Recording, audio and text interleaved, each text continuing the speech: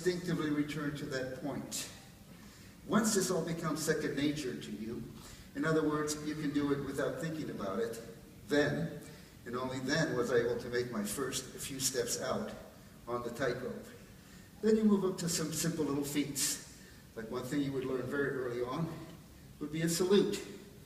Another thing that you would learn early on, a simple trick, would be what we call a knee-down salute.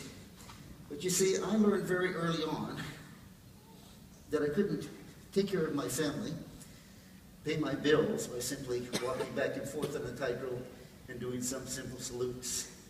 So I really had to put myself into my craft, to train, to practice, so I could move up to doing some bigger things. Things like standing on my head.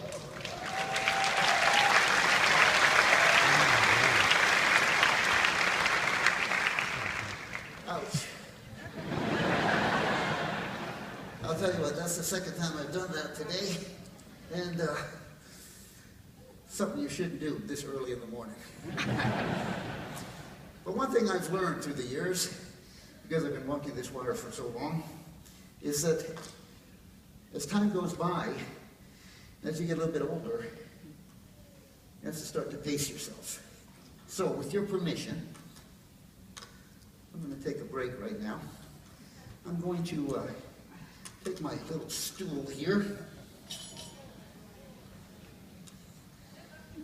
and we're going to go back out to the middle of the wire.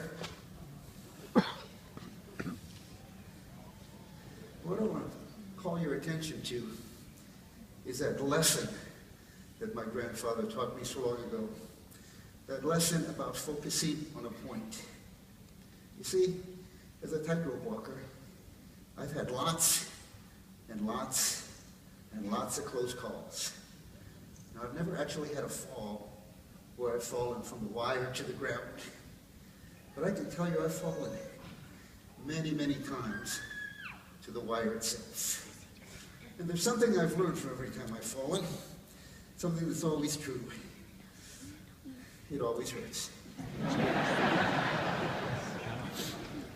I can tell you about times that I've sprained my wrists, sprained my ankles, fallen on my side a bunch of times, cracked my ribs.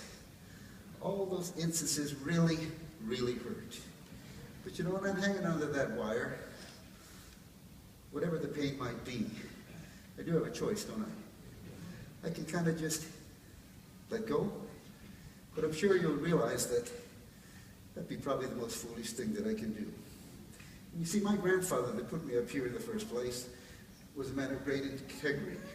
And he lived by that old adage in the circus that I'm sure you've heard at some time or another, which simply says, the show must go on.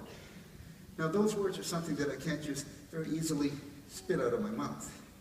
Because you see, they're not just words to me. They're not just words to a performer. They weren't just words to my grandfather. They were talking about life itself. And life has a habit of just continuing to roll along. So when I'm in a predicament like that, the only thing that really makes any sense is to get myself back up on top of the wire, get focused on my point, get focused on my goal, and continue on.